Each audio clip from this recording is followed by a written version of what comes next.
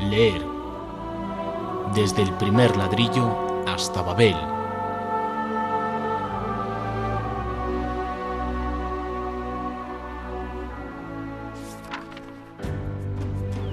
Leer, desde la primera página hacia una meta eterna.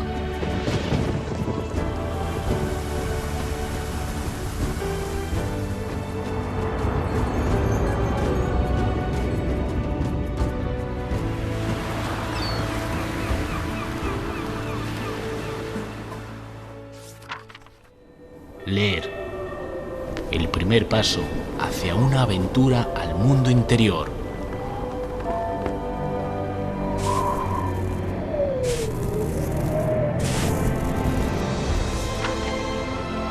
Letras oídas. Un espacio para reflexionar.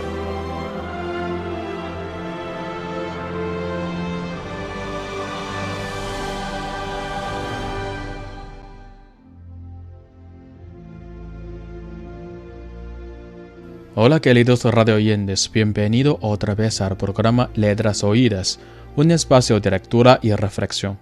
Soy su amigo Alfonso Bantay y les acompaño al lado del micrófono en la capital del país asiático.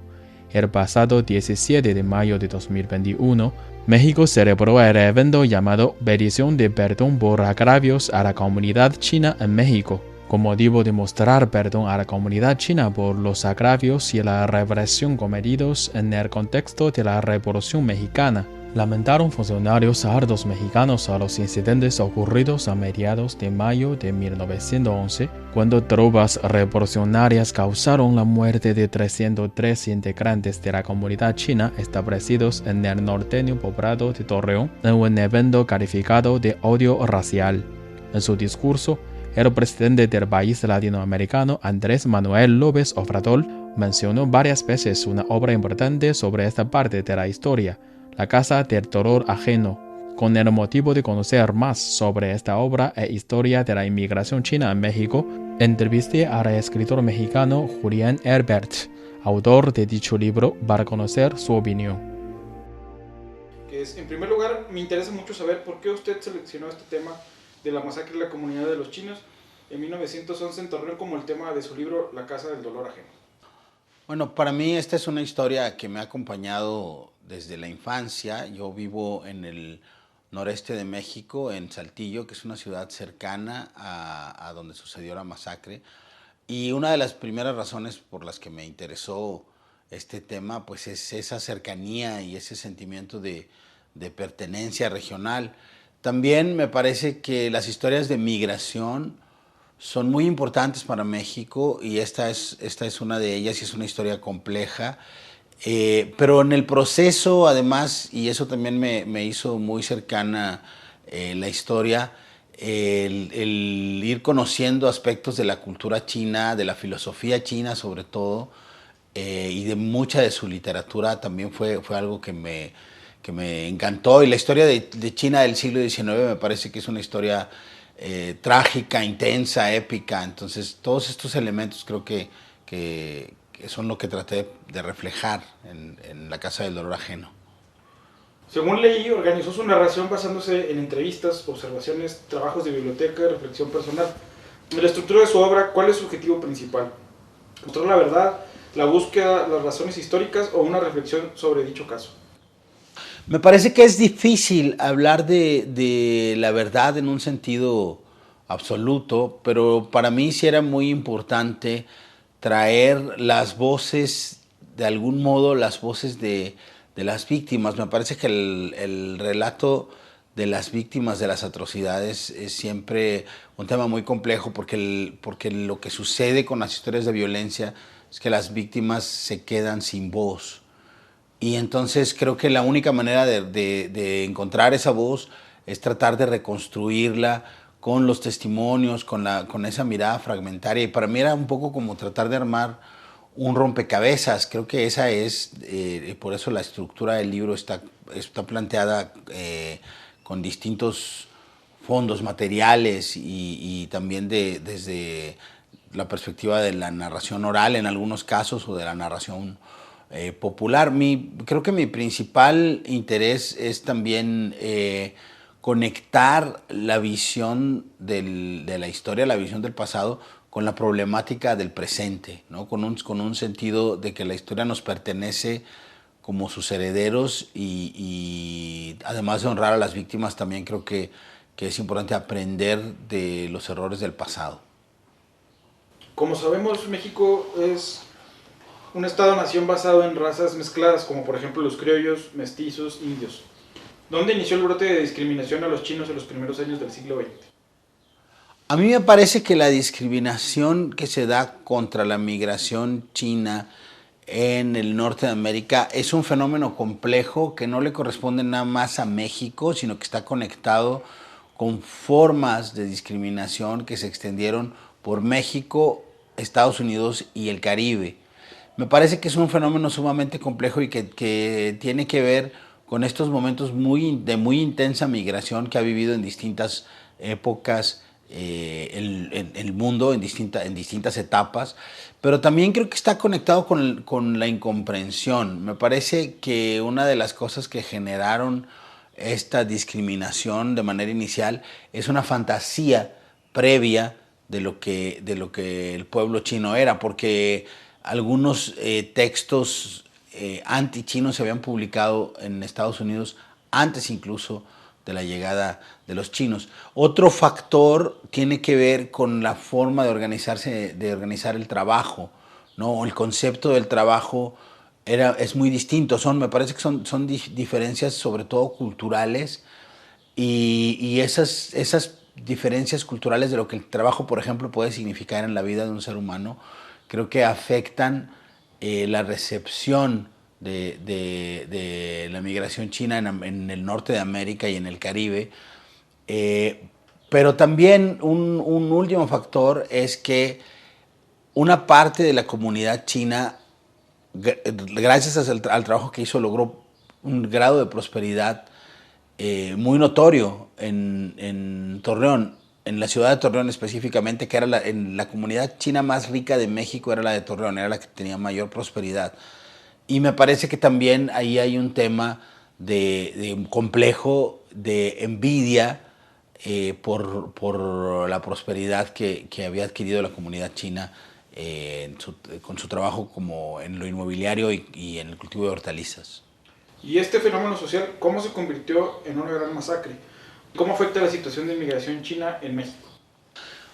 Bueno, a mí me parece que los elementos que nutren a la masacre es, por supuesto, una ideología racista y una ideología de incomprensión del otro y una serie de complejos vehículos históricos, pero también creo que el factor decisivo es la Revolución Mexicana, porque el hecho sucede en medio de una batalla y es una de las primeras batallas importantes de la Revolución Mexicana. Entonces, lo que creo es que como sucede con los grandes desastres, hay una confluencia de factores y lo que me parece más terrible es cómo en lugar de haber un reconocimiento inmediato del suceso, hay un intento de ocultarlo durante muchos años.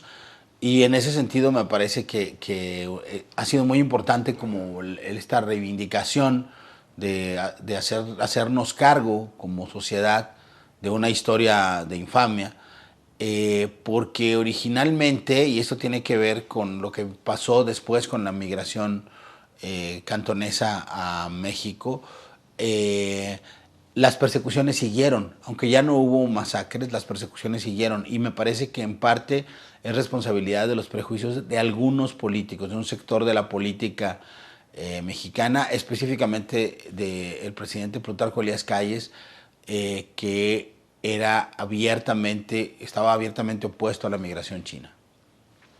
¿Cómo podemos considerar justamente el destino de la comunidad de los chinos en la Revolución Mexicana?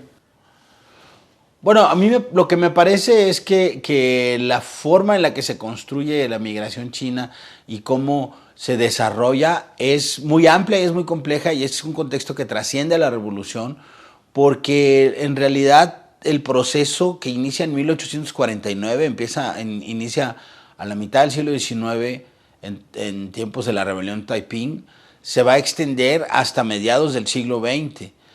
Y lo que me parece es que uno de los mayores prejuicios era que la comunidad china no estaba integrándose al lugar donde llegaban, que era México o Estados Unidos. Y la historia nos ha demostrado que ese era un prejuicio equivocado. La comunidad china ha nutrido la vida y la historia de estos territorios y ha sido una de las migraciones más fuertes. En una ocasión en la ciudad de Tijuana le pregunté a un amigo que cuál era la comida folclórica tradicional de Tijuana y él me dijo que era la comida china, porque el impacto de la cultura china en algunas de las ciudades mexicanas es muy profundo y Torreón no es la excepción. En el discurso del presidente AMLO en el 110 aniversario de la masacre, él mencionó su obra como fuente académica. Como autor del libro, ¿qué piensa usted de dicha expresión de perdón y la relación entre los dos pueblos hoy en día? A mí me parece que es un evento muy trascendente porque el que el presidente de la República coloque esta historia en la agenda nacional cambia el acercamiento de esta visión que era hasta hace algunos años regional, que parecía como una historia soterrada solo en el territorio del norte de México, para convertirlo en una problemática y en una dinámica de alcance internacional, de una reflexión que ya está planteada por otros objetos de la cultura, por ejemplo la película Sonora, y me parece que este es ha sido un proceso de los últimos años, la reivindicación de la raíz china y sus conexiones con un sector importante de la cultura mexicana. Entonces me parece que lo primero que hay en este gesto es esta búsqueda de reconciliación entre las distintas raíces mestizas de México, incluyendo por supuesto esta vertiente china. Ahora, también me parece que es un gesto que en el ámbito de la comunidad internacional llama a la concordia y llama al reconocimiento de los errores históricos y de alguna manera, como en las relaciones internacionales también es necesario estos procesos de sanación, de enfrentar los traumas como una gran familia humana que somos. Usted fue invitado a China hace años como escritor visitante. También nos gustaría conocer su experiencia personal en China. ¿Cómo fue aquel año, si no me equivoco, el año 2017, en el país asiático y qué escribió? Bueno, yo estuve haciendo una residencia de 2 meses en la ciudad de Shanghái. Fue una experiencia que marcó, por supuesto, mi vida por múltiples razones. Una de ellas es la belleza de la ciudad y las capas de historia y de tradición que se pueden ver en ella. Shanghái me parece que es una gran perla, como se ha descrito, y donde confluyen, un crisol donde confluyen muchas visiones del pasado y también del futuro de la humanidad. Y mi experiencia también fue encontrarme con la calidez del pueblo chino, que es algo con lo que yo no estaba familiarizado. La manera de la convivencia muy, muy intensa y muy fresca en la vida en las calles. Para mí hay un tema ahí que me parece que es muy distinta a la sociedad china, por supuesto, a la mexicana, pero también creo que hay un trasfondo de acercamiento y de simpatía que tiene que ver con la risa fácil, por ejemplo. Me parece que mi experiencia de China está además como sí ceñida al paso del tiempo en Shanghái, no tanto en el país. Lo que alcancé a percibir es que China es un espacio difícil de abarcar porque es inmensa y está llena de colorido y capas de cultura. Pues para mí eso fue una experiencia muy significativa, y lo que estuve escribiendo en China tiene que ver en parte, he estado trabajando en una novela que tiene que ver con los viajes por distintas ciudades. Uno de ellos es en Florencia, donde hay un museo de armas de Frederick Stibert, y lo he estado conectando con los edificios de tradición occidental que hay en Shanghái. Y también escribí una crónica sobre la banda de jazz más antigua del mundo que toca en el Pace Hotel de Shanghái. Fue una historia dolorosa para los chinos inmigrantes en México, y con esfuerzos de intelectuales como Julián Herbert, también de ambos gobiernos, se evita la discriminación y violencia entre distintas razas en el mundo. Esperamos que esta triste experiencia pueda convertirse en una lección para el futuro y todo el mundo comparta realmente el destino de todos los seres humanos. Hoy finalizamos el programa Letras Oídas aquí. Soy Alfonso Bantay. Hasta la próxima.